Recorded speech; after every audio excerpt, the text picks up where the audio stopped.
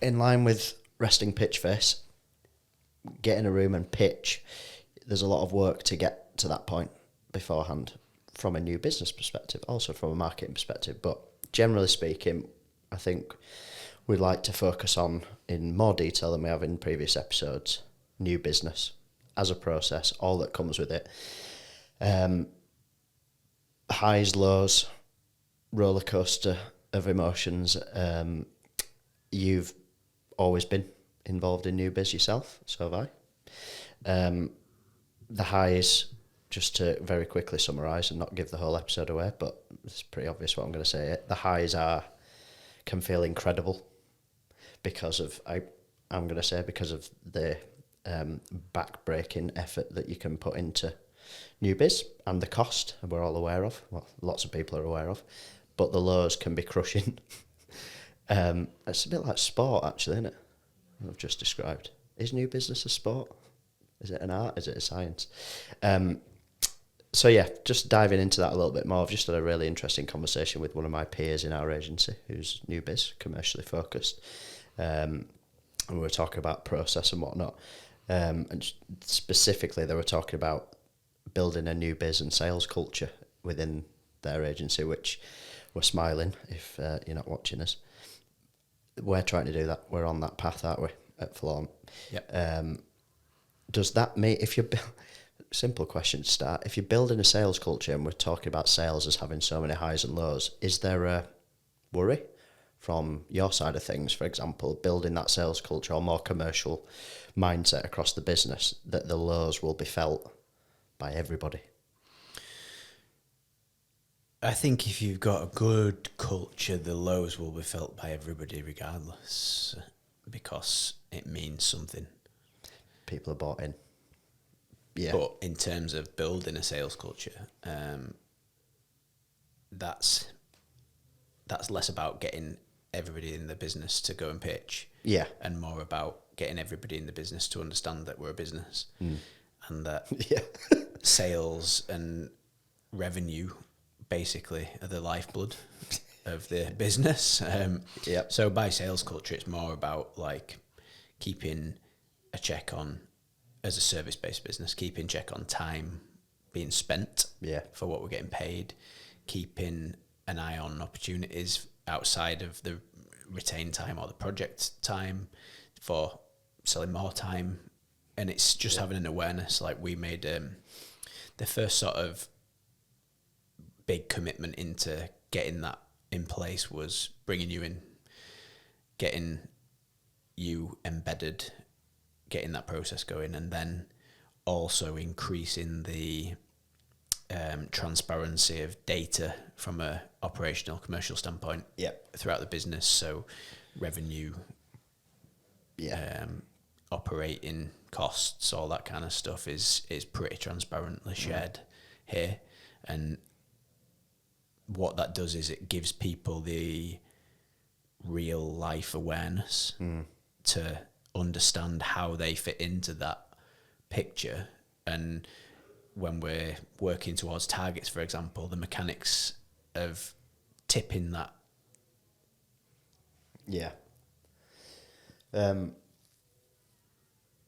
With a sales culture, an effective sales culture as across the company and as across the agency as you want it, is there, this is a weird question to ask, but it's where I'm coming from. Is there a want to see disappointment when we inevitably, I mean, I would absolutely love to be sat here and say everyone's got a 100% conversion rate. That doesn't happen. Is that something you're looking for in the rest of the agency, but is that a good sign of everyone, if you're delivering a new biz pipeline update to the agency? Unfortunately, we didn't win this pitch. Is that a good sign that people are disappointed across the agency? It sounds a weird thing to be like looking 100%. Out for people to be gutted. It's not quite as extreme as that, obviously. 100%. I think if people don't have that realization, then we're not doing a good enough job about communicating the importance of it. It's impact, and it's the impact and the importance that new biz pipeline opportunities give to everyone. and what they stand for everyone. I think underneath all that as well, like, we're proud of the service that we have developed and we deliver. So when we are talking about new biz, everything goes into getting that opportunity. Yeah. So a loss might mean that we've still gone through a huge process. Yeah. So, looking for disappointment is probably the wrong That's phrase. what I mean, yeah. I'd be concerned if people were blasé about a loss. Yeah. Like, if people didn't think, fuck, I wish we'd have won that, or maybe we could have improved, or even the follow-up off the back of a loss. I think more learnings come from a loss than they do a win sometimes. So having that understanding that you need to then go in and interrogate it and try and be super constructive about how you can perhaps do things better next time round. Yeah. It's tough, isn't it? Because when you receive that news that you haven't been successful, obviously you're gutted and disappointed, and that's all you really focus on. I think it's human nature. But beyond that, you need to pull up your socks, and then you almost see it, I see it as then a positive, exactly what you've just said, the feedback stage, which I think we've talked about on other episodes. That's like a taboo subject in itself in our industry, that feedback needs to work significant. That stage of the process needs to work significantly harder than it sometimes does. But you get a big knock, don't you, when you find out that you've been unsuccessful. But then, as I say, it's almost like dust yourself down. It's resilience, isn't it, to then pull your socks up and go and hopefully explore that feedback opportunity, because then sit down with the rest of the team and talk them through it. You almost immediately put that loss to bed in a silo of that's a loss, but actually what we've got out of it now is something to focus on, which is we lost that because of X and Y, and we've got this next opportunity to put it into application immediately. So there's definitely some real almost strange, if you don't live through this, I think, immediate changes in emotion. Obviously, dwell on a loss for as long as you want, but really, if business is good, you've actually got the opportunity to turn it round pretty much immediately, which I think is then a motivation and a positive, which I guess in a sales culture across an agency like ours, you can see that in people, which is, again, another motivator for me. Absolutely. I think taking that back to the feedback and the client side, I think clients 90% of the time can do a better job of giving that feedback and understanding why it's being asked for in the first instance. Like, for an agency that has that mindset and like takes a loss and takes it away and dissects it and wants to improve, that process, if you've got valid and considered feedback, is much more palatable than if you get a no. Yeah, definitely. And that's the end of it. Yeah. Because that's a dead end then, a complete dead end. It has multiple levels as well. It's like the lack of constructive and detailed feedback from the client side off the back of a pitch, it almost just devalues the energy that's gone into it as well. Well, as someone who would most often than not be that person to receive that news, i.e. success or unsuccessful, and then almost feel the obligation to want to sit the team down, talk them through it, but talk them through it with some substance. You feel like you want, that I genuinely feel obligated at that point that I deliver the news rightly or wrongly, success or unsuccessful. And in the case of both, granted, but in particular in the case of being unsuccessful, you want to sit down whilst almost thanking the team and we need to go again type thing for the next pitch. Give them something. And that's, I don't know, do you think from a client side, that feedback, do you think there's an education piece to be done there, or do you think it's already been, we've tried, I don't mean we, but people have tried to educate clients in terms of the value of that, in particular there's following an unsuccessful pitch? What needs to be done there to get more from a client side? Is it just there's a lack of education? I think, positioning it, time is always a factor, but communicating the the value in it. Like, it could be that a small bit of feedback on a bit of a pitch could be the protagonist for that business making a positive change. Yeah.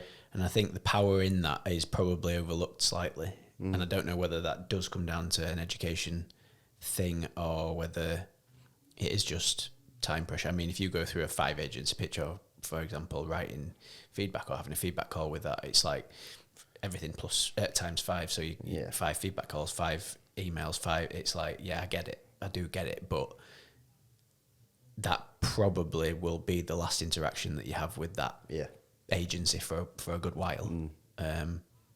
So yeah, I think it's a tough one to empathise with when you're on the losing side of a decision as well. But you've just rightly said there, time is clearly, and whether whether there's anyone would ever front up to this, I'm sure there's a giddiness from the brand side of things when they've chosen that agency that they want to plough on with that agency, get on board and do you know what I mean? All 100%.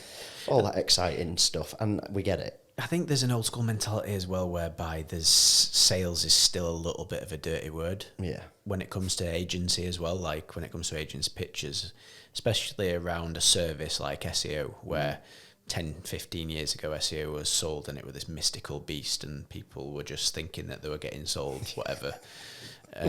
So the salesperson was tarred as like a car salesman, kind of dodgy, when in reality, the expertise and the dedication from a genuine salesperson that goes into that is probably still a little bit overlooked, I would say. Yeah. So, story time, boring story time. I had a locksmith come round last week, whatever. Did what he needed to do on the locks, funnily enough, and he asked me what I was doing. Said, "Oh, you're working from home today, what do you do?" And I said, really, the most simplistic sentence I could, I work in sales for a digital marketing company. And immediately he went, "Oh, it's your lot that are fucking ringing me up then." So he immediately, he's got, and granted that's one guy, his own locksmith business. I'm not saying that is rolled out across the entire nation, entire globe, but there are still enough pockets of that mentality that I saw last week. And he didn't know me from Adam. I didn't know him from Adam. He heard sales in a digital marketing company, and he immediately went to, and he just said he's getting hammered all the time. So it's also the perpetrators are within the community as well, the sales community. 100%, yeah. Because it's happening that the dirty tactics, if you call them dirty tactics, whatever you want to call them, but the tactics that people don't like, are still being played out in front of people's eyes. So there's a reputation thing that will that ever change? I'm not convinced. I think there's enough of it going. This is a populous industry that we're in, with lots of salespeople in that industry as well. So the minute it's all stripped back to the bare bones, maybe it'll change then, because you don't have that en masse. But there's a lot of salespeople in a lot of digital marketing companies across the globe, for example. Many of them are cold calling and pissing people off and bad tactics and whatnot. You see it all on LinkedIn as well, don't you? I think if you zoom out a little bit though and think about it in terms of longevity of the industry, like digital marketing in the form that it's in now is probably 25 years old. Yeah. Roughly. That's immature as a industry. Yeah. So stigma will need to pass through 5 generations before it changes. Yeah. Roughly. I don't know. So we're not going to see a change until the industry itself reaches probably nearing on 50 years of maturity. Yeah. So yeah, if you think about it like that, then perhaps it's not, no matter how much education goes on, perhaps it's not going to change because the stigma is still... Yeah, true. I feel like we started this episode saying the highs and lows, and we've focused not only on the lows. I think we've seen the opportunity, we've talked about the opportunities that come out of the low, but winning a pitch in a business setting, is it up there with the best feelings that you could have, especially someone in your position as well who'll recruit people, promote people, so there'll be lots of highs for you in different ways. Where does winning a pitch just generally speaking, I know there's different types of pitches, but where does that sit as a business achievement? That's it. Yeah. It's fucking insane. Yeah. It's insane. And the funny thing is, it's like, it doesn't really matter the scale. Like, if we win Lego, I'm going to be probably as excited as if we win Joe's sandwich shop down the road, because the effort that goes into it is mental, and we don't pull punches on scale in terms of our effort in going into it.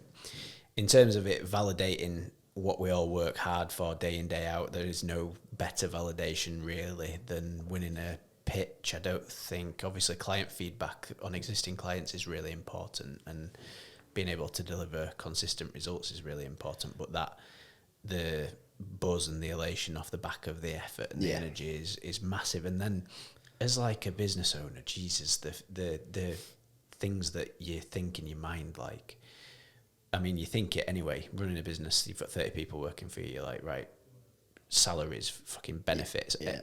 Then the opportunity that comes with winning more work, bringing more people on, paying more wages, paying back into the economy, being a Leeds-based business, putting money back into the town. It's like there's so many peripheral things that people just won't even realise that you're thinking immediately. And it's Yeah. I think also, like you say, standardised across, regardless of the scale of the opportunity in terms of value, just say the effort that goes in is so, the magnitude of that effort. And I don't just mean pitching. I mean all of the work before that, all the relationship stuff, all the qualifying, the conversations that you're having with that person or that team to even get the door creaking open to then barge your way through into that room, pitch, maybe competitive, maybe not, whatever, it doesn't really matter, to get that green light from a client. I mean, obviously I'm incredibly biased in this because of it's 90% of what I do. It's euphoria. It's absolutely, like, you just, that to me is, you know, sales from a entering into the workplace thing. Sales is, rightly so, has got a lot of red flags, like, should you go into sales? And understandably, the resilience thing is just, I sometimes underestimate, I sometimes reset, and I think I'm doing it more and more as I get older. Like, there's a lot of resilience that has to be applied that you don't even know you're necessarily actively applying to your role to move on to the next one, for example, after a knock. Lots and lots of that. But my God, if you can experience a high as quickly as you can in your sales career, I think that's track. I think because it unlocks so much that you might have been striving for blindly, hearing about, you know, when you win something or getting something over the line, and you almost imagine it. It never will live up to the reality of getting that first or that next. It doesn't really matter, that next green light from a client that they want to work with you, and getting your first contract and whatnot. That would definitely be my sort of advice is, and there's lots of things that are out of your control, but if you're starting in the world of sales, absolutely expect knocks, my God. But the earlier in your career you can get that high, I'd like to think it'll put you in such better stead than someone who's ploughing away and really struggling against it, because we all go through those. You will go through those patches. I think the one thing that I would add to that is belief in what you're selling. Oh, absolutely, yeah. Because I think intrinsic motivation comes from that, or at least it's not a blocker for you. 100%, yeah. I mean, I'm fortunate to have made my way into a position where I don't need to worry about that. But I've been in positions where it's water up a hill job, and it's tough. It's tough when you're enjoying it and doing what you love and selling something that you don't need to worry about, with people who are delivering the work that you don't need to worry about. All of that gives you just yourself to really focus on in terms of, obviously, application and getting the work done, because there's no outside noise that could be within your control. Obviously, there's lots that's outside of your control in sales anyway that you'll never be in control of. But that would be advice from wise old man over here. That's the belief in what you're selling is the sales culture, isn't it? Or it's the baseline for the sales culture. If everybody believes in the service, in our circumstance, the service that you're offering and the impact that it can have, then it makes everything tick, doesn't it? It makes everything better.